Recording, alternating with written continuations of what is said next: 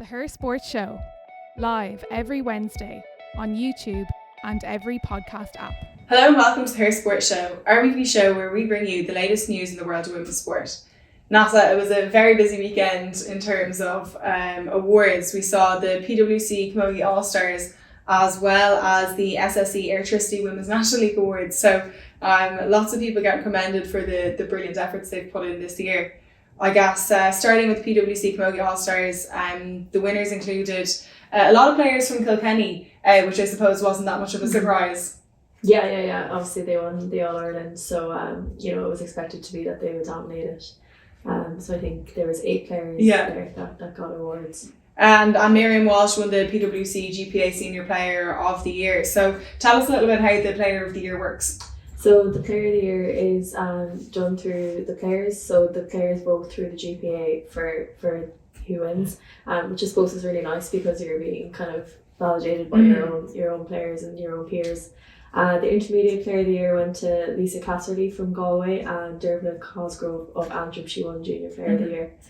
So nice spread there. Yeah, it's definitely great to get that commendation from your peers. Yeah. There's the 6th All-Star for Kilkenny's Denise Gall and also for Cork's Caitriona Mackin. So a few more to add to their collection. And then in terms of the people that won their first All-Stars this year, we had Aoife Norris, Libby Coppinger, Laura Murphy and Saoirse McCarthy. So great for them to get that recognition, and I'm sure the first one is one of the sweetest ones. Definitely. We did some features with some of the players. So we had Grace Walsh, Niamh Rockett and Aisling Marr. So for anyone that wants to tune in, head over to our YouTube channel or to the website where you'll see some of their stories. And as we mentioned, a busy weekend with the SSE Women's National League Awards on as well. Athlone were the surprise package in the Women's National League, I think, this year, taking it all the way to the final game of the season. So maybe underdogs at the start, but certainly pushed people all the way to the end. Deservedly, Emily Corbet was named the Women's National Player of the Year for 2022 after helping her team secure second place in the league and in the race for the Evoke.ie FAI Cup.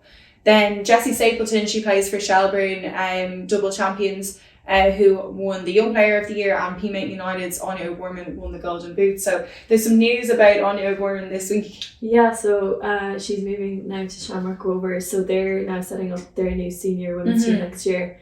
So she signed over to them now, and I suppose Rovers are one of the biggest clubs in Ireland. So that's going to be really interesting to see how that develops and how they get on in next year. Yeah, no, it is really interesting, and something that we want to see year on year is the growth of the Women's National League and that excitement building, and as you said, the kind of resource that's in the club. It'll be interesting to see how there's a bit of a shake up. And what's the update in Gaelic football this week? Yeah, so this weekend was All-Ireland Club semi-finals, so it was really, really big weekend. Donamoyne, they are going to face Kilkerran Clonberne of Galway, who won last year in the senior club final now after this weekend. So Kilkerran Clonberne, they were playing Ballymacarbery of Waterford, and they won 2 goals and 10 points to 2 points. So maybe not as competitive as we thought maybe in that one. And Donamoyne then defeated Kilmacud Crokes, 111 to 7 points there in that action. So one of the players then, she arrived by helicopter. Did you see that? Yeah, no, I saw a couple of the videos. It was Katrina McConnell, so she scored 7 points in the game after arriving in helicopter. So for anyone that hasn't seen the video, she had just gotten married the day before. Yeah, so Katrina, she also had a stormer of a game after arriving in style like that. So she scored 7 points in the game. So last year, Kilkerran Clonberne, they obviously won, so they're going to be looking to be back-to-back All-Ireland champions this year. Donamoyne, then the last time that they were in it was in 2016, and they won it that year, so they won 2015 and 2016, so they'll be looking to get back on top. So it'll definitely be a really exciting final. The final is going to be played in Croke Park, so that's on December 10th at 5 o'clock. Just after the intermediate final, which is on a 3 between Longford Slashers and Mullinahone after this weekend, and the junior final is going to be on the Sunday at locations to be confirmed there, but it's going to be between Salthill, Knockmacara and Navalbon. So yeah, best of luck to all those teams. It'll be good. Yeah, no, definitely looking forward to those games. It'll be exciting as we see who takes on the win. So over in boxing, at the World Youth Boxing Championships, who have obviously had some success. We had Cliona Darcy has won the heavyweight gold for Ireland at the World Youth Boxing Championships in Andalucia in Spain after taking a win against India's Curti Curti. the lightweight Dervla Tinley and light middleweight Laura Moran will both take home bronze. So really, really good performance from them. We're seeing continued success in women's boxing in Ireland. So congratulations to them. They obviously have lots of role models there leading the way. So we can see the value of having role models as the younger athletes are coming through on the world stage. Absolutely. Over in AFLW then, we also obviously had the grand final was on, and Sinead Goldrick, she became the first All-Ireland ladies senior football winner to also win an AFLW Premiership with the Melbourne Demons, who defeated the Brisbane Lions in the final. I was looking at her medal tally, and it's something that's very impressive. Anyway, she has 4 senior All-Ireland, 9 Leinster titles, 7 All-Stars.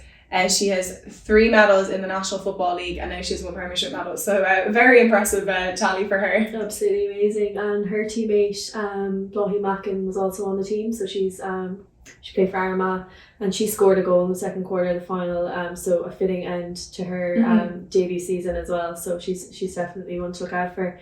Áine Dwyer of Tipperary, and she was left disappointed, obviously on the runners-up Brisbane Lions side. But she did make her mark in the game with 11 disposals, 2 marks and 6 tackles for the Lions. So good stuff for her. Good results for the Irish players over there always, and great to see Blaithin's off to a good start as she makes her debut. In other football news, Áine Kinsella, she's a former Carlow footballer, and she's after becoming the assistant coach for the men's Wexford senior football team. So this is the highest level of hands-on coaching role that a woman has held in the men's game so far. So she's certainly breaking the glass ceiling, and such a role model for other women that want to be involved in coaching at the highest level. Her sister Marie is actually on the GPA National Executive Committee as the co-chairperson. So another one in the family working hard to level the playing field. Definitely, and I saw a coaching survey revealed earlier this year that 80% of coaches involved in all the codes of GAA are male. But female faces are becoming more visible, and I think this is a really, really good step in the right direction. Yeah, no, it's certainly interesting to see how things develop over the coming years. Over in golf, Leona Maguire finished off the season with 4th place in the Andalucia Costa del Sol Open in Spain, 2 shots out of a playoff. So she's on form at the moment, really playing well. Absolutely, yeah. And over in basketball then, there was a great display by the Irish basketball team, but a really, really sore loss for them, and your heart would go out to them after they had a painful loss to the Netherlands on Sunday in the FIBA Women's Eurobasket 2023. The final score there was 59-56, but you know what, in other way to look at it is it's a team that they lost about 22 points a year ago, so they've obviously come on a lot since then. So yeah, no, definitely a really good improvement since last year, and I think they came out in the first half, they were really strong, they were actually winning, so I think it was kind of the last quarter maybe that they let it slip out of their hands. So as I said, I think it's a learning curve, and hopefully next time they'll overcome them, or they're getting closer and closer. So I think a good result for the basketball team.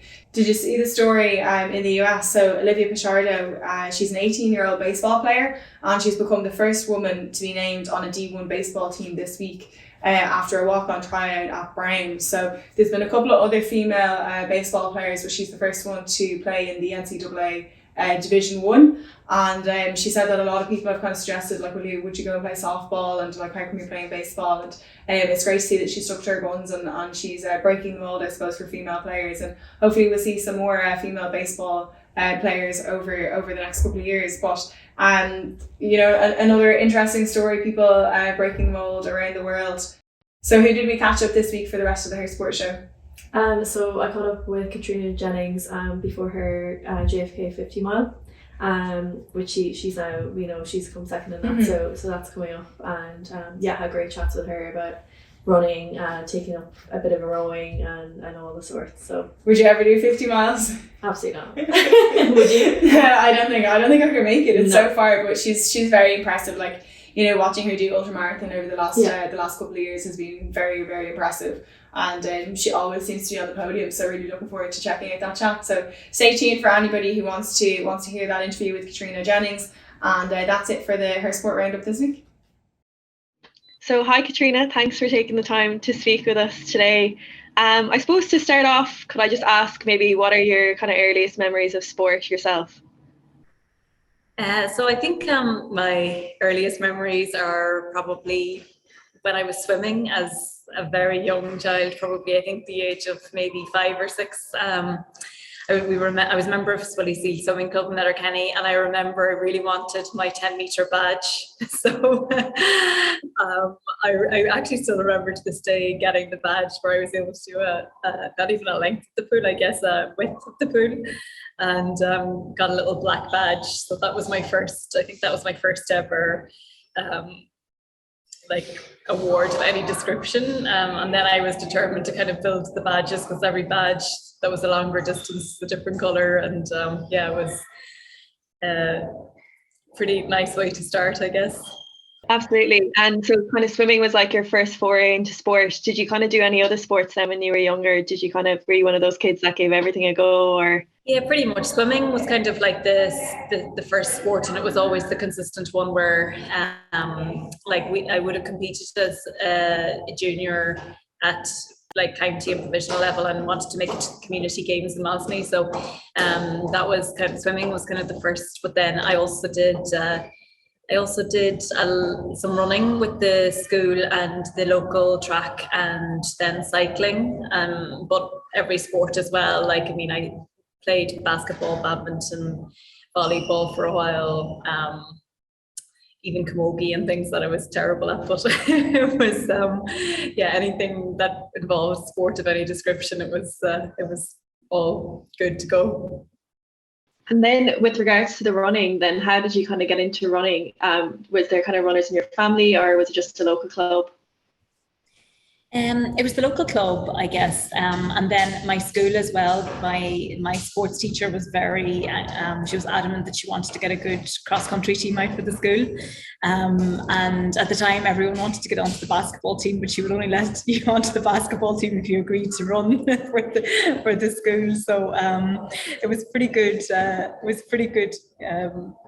Way of, I guess, making sure people were turning out on the day, but yeah, so kind of got involved that way. But actually, I started doing triathlons at about kind of as a young teenager, around the age of 13 or 14.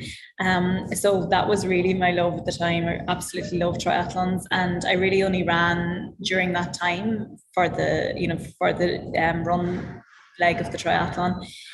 But when I went to college and moved to Dublin later, I kind of just focused on running because it was always my favourite of the three disciplines. And I guess I joined a club in Dublin and it went from there. And when did you run your first marathon? I ran the Dublin Marathon in October 2011. So I think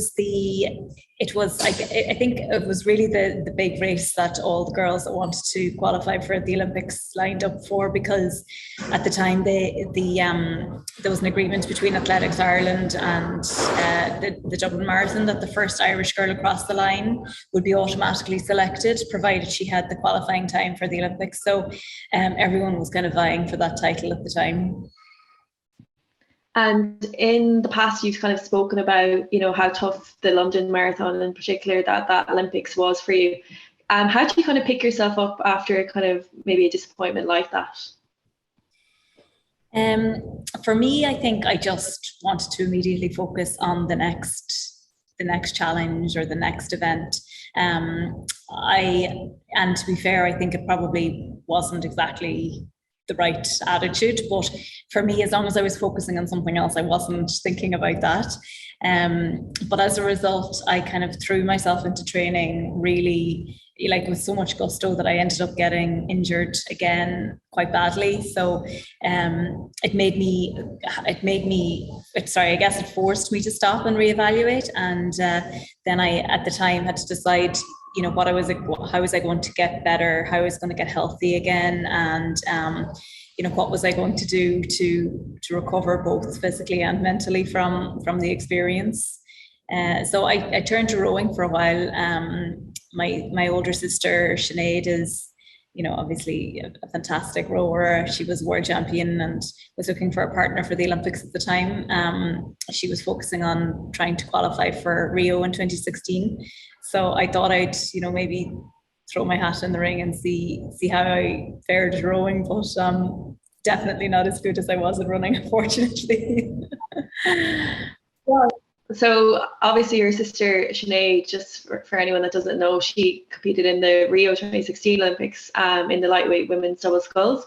And like, to have two Olympians in one household is fairly special and incredible. Is that something that kind of makes your family extremely proud? Yeah, for sure. I think we're all very proud, and I personally, have to say hats off to my parents that they were able to kind of encourage and instill that the competitiveness, but also the love for sport within both myself and my two sisters. And yeah, I mean, the fact that two of us made it to the Olympics, the pinnacle of the sport, is really truly something very special and something I'm very proud of. Yeah. And just speaking on the rowing that you were doing, can you talk to us a bit about that and how kind of throwing yourself into a different sport, kind of like adapting, how that was? Yeah, sure. So I think I decided to go with rowing for two reasons. Well, firstly, my sister, but secondly, I was suffering from, I had a stress fracture in both my feet at the time, and my bone density had just dropped way down just because of the heavy training. So one of the few things you can do to increase bone density is actually to do weights. And weight training is a big part of rowing because you need to be strong as well as being cardiovascularly fit. So and although it is a short distance, it's like probably a 7-minute race. It would be regarded as an endurance sport. So theoretically, I took the background physiologically anyway to be in a position where I could try to transfer. So like transferring across was hard because rowing is also very technical, and it is hard to go from a sport where you're performing at quite a high level to basically being a novice again overnight. But it also gives you quite a bit of I guess short-term goals that are quite not easy to achieve, but certainly you see quite a lot of short-term gain quick gains in a short time, because you're kind of focused on smaller challenges rather than the overall like ultimate goal. I think where I may have fallen down a bit in hindsight is I was doing it with the huge ambition of trying to qualify for the Olympics before I could even run or before I could even row. So I was kind of trying to run before I could walk.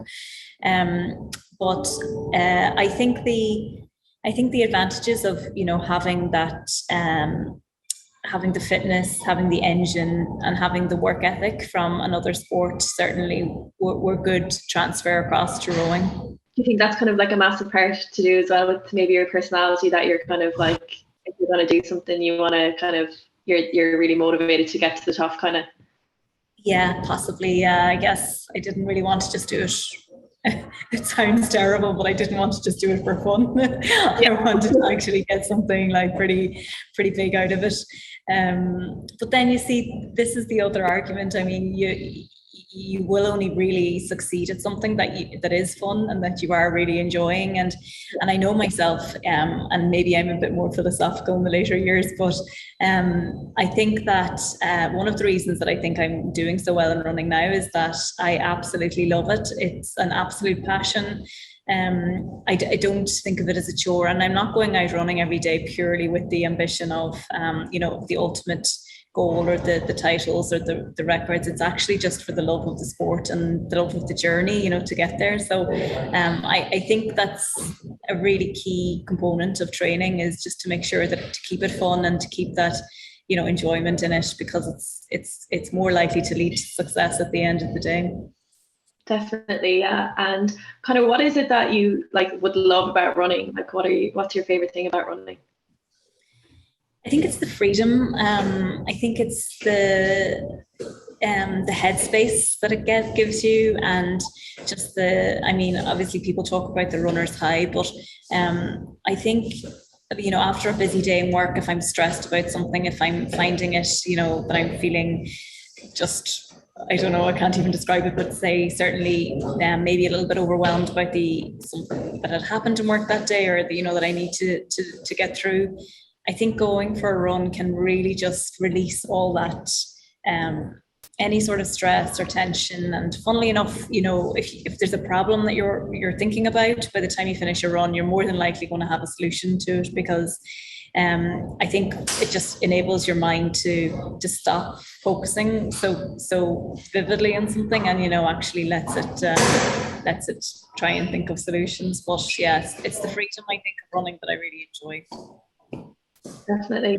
And you're based over in Singapore right now, is that correct? Yes, I'm still living in Hong Kong, but I'm moving to Singapore. So I'm actually in Singapore right now, and I am traveling to the US tonight, as it turns out. I'm to do another race there next weekend. So yeah, I'm packing them in at the moment. Brilliant. What race is that now that you're going to be competing in? It's JFK 50 mile. It's one of the oldest ultra runs in the US, and it's the 60th anniversary this year. So it has a pretty good track record, and it's a very famous race in the US. So it's one that I've looked at for a while, and I'm glad to have the opportunity to run in it this year. Amazing. And speaking on Hong Kong as well, you know, you came third in the marathon last year, and, you know, being based over there, I can imagine it's much different kind of climate to what we're used to here. So, like, how has that kind of changed your training, I suppose? Yeah, it's definitely much tougher. It's especially during the summer. At this time of year, it's lovely because it's not too hot or humid. But during the summer, the temperature is around 36, 37 degrees with 90% humidity. So the feels like it can be anywhere from 42 degrees up. So it is, you know, it is pretty hot and difficult to train in. But people call it the poor man's altitude training, because it's you know, it has that effect on your body where you're working harder to get the blood or the oxygen to your muscles. So I actually think that it has benefited me in that maybe I get more bang for my buck when I'm doing an hour's training. It probably is more, but like, maybe I don't know exactly how it would translate, but it's certainly more beneficial than an hour running in Ireland. So when you're trying to fit it into a busy day, it's good to get, you know, more value than the time you're spending. Absolutely. And you also claimed the gold in the IAAU 50 km European Championships in Spain just last month. So congrats on that. Can you tell us a bit about that race and how that felt, getting that gold? Yeah, I mean, that was a very special day. It was an unbelievable feeling to cross the line in first place and get the gold. It was also the inaugural 50k championship, so that kind of made it a bit sweeter as well. It was a 5k loop. It was a 10. The course was set on a 5k loop, so it was 10 laps.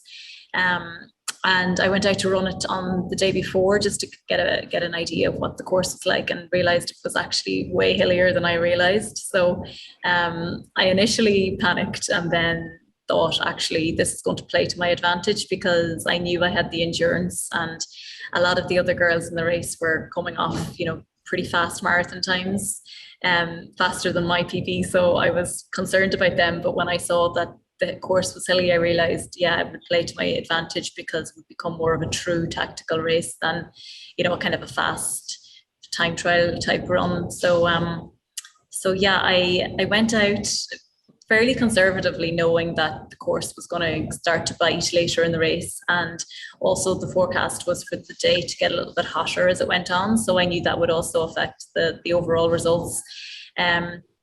So as it turned out, there was a group of about 8 or 9 girls running together for the first maybe 30k. There were 3 girls out ahead, but and that was a difficult decision for me to decide whether to go after the girls up in front or to sit with the group. So I ultimately just made a call that I would stay with the group for at least the first half and see how we were going.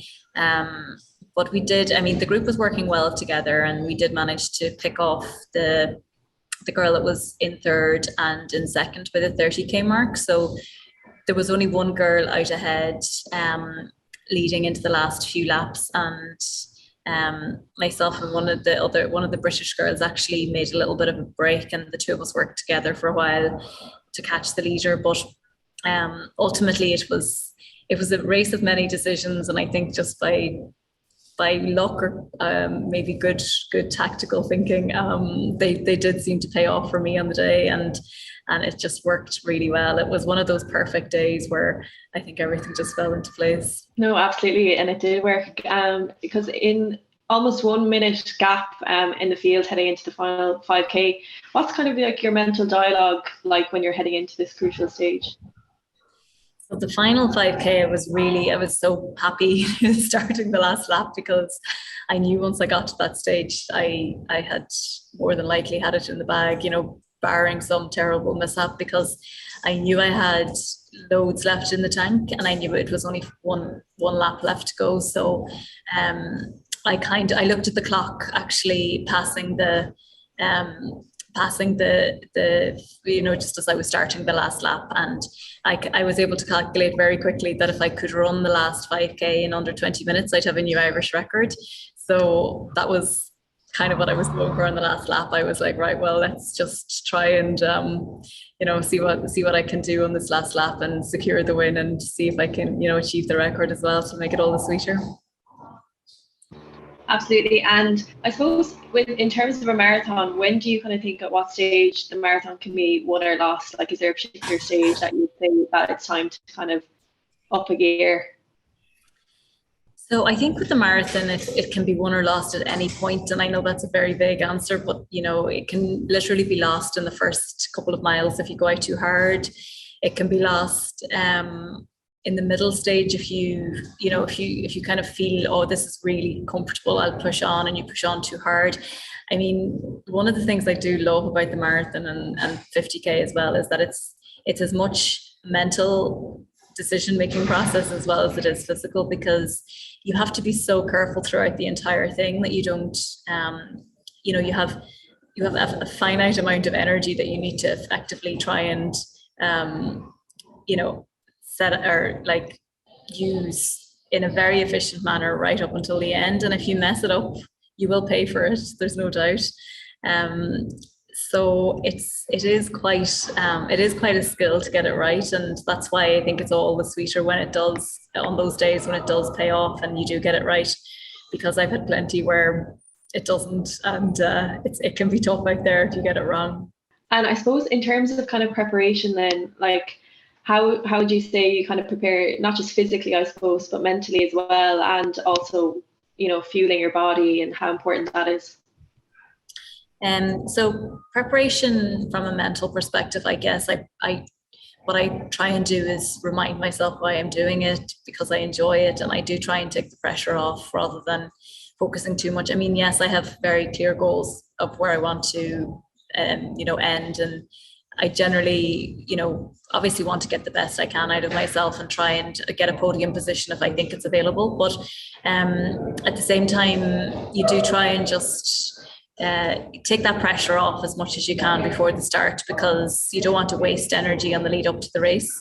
And the nutrition side of things, I think I've probably nailed pretty well at this stage, and I know what works for me. So I just kind of continue to use the same nutrition strategy. I will change it depending on the weather, though. Sometimes if it's going to be a very hot day, I'll make sure that I'm adding in additional fluids, because your performance can be quite badly affected by even, you know, smallest amount of dehydration. So yeah, I know it works for me. Tailwind, the endurance drinks work for me really well, and you know, luckily in races like the 50K or usually in marathons, I'll be able to put in my pre-made drinks. So you know, I know I'm getting the sports drinks that work for me. And I suppose looking back on your career so far, what kind of stands out as, you know, maybe the biggest highlight? Well, definitely the Olympics. I think it was, you know, or qualifying for the Olympics anyhow, it was an absolute dream come true, and something that, you know, was very, very special to make it there. But I think some of my performances more recently can possibly challenge that now as well. Winning the 50K Europeans was very, very special. Also finishing third in the World Championships 100K during the summer was a highlight as well. And I think finishing third in Comrades Marathon in 2019 in South Africa was probably one of the highlights as well, I have to say. Definitely. And just kind of, what are your kind of thoughts on like the visibility maybe and exposure of kind of women's sport today, maybe compared to when, you know, you started off in sport? I mean, I think as a general population, I mean, particularly in Ireland, I think everyone is so much fitter. People are like, everyone is running, cycling, you know, they understand the importance of exercise and the importance of being physically fit. So, you know, I think it's come on leaps and bounds, and there's been a lot of positive media coverage of it as well. I mean, I guess, you know, we'd always have had coverage of GAA and rugby and soccer and, you know, the big sports, but I think that that the minority sports are getting a lot more coverage now too, and RTE have been fantastic covering the minority sports. They cover most of the major athletics championships, the rowing championships, all the the sports that, you know, traditionally wouldn't have had as much time, but I also think that there's definitely an appetite on the viewing audience, that people want to see these events. So, you know, it's great that there is that forum to show it and you know, give it the coverage that it deserves. And I suppose, what would be kind of maybe your advice to younger girls that are considering getting involved in sport, but maybe they're a little unsure as to where to begin? I'd say, you know, sport is the most special thing that I can imagine that, you know, you should get involved in. And I would personally say it's equally as important as school and education, because it can just offer so many things. It gives you so many opportunities to meet friends, to, you know, travel to competitions in different places, to even just from a personal perspective, you know, it's a really fun thing to be involved in. And if you find the sport you love, you will really get so much out of it. So I think, you know, there's lots of local clubs in Ireland, in every town and village. There are athletics clubs, swimming clubs, you know, gymnastics, any sort of sport that you're interested in. And I'd also say just try everything and see what it is that you do like, because, you know, that's the only way to find out. Caitriona, thank you so much for taking time to speak to us, and it was lovely to meet you. You too, Ness. I'm sorry about the background noise again. And best of luck over in America. That we'll be watching out. That sounds great. Great, thanks a million. Thank you. The Her Sports Show, live every Wednesday on YouTube and every podcast app.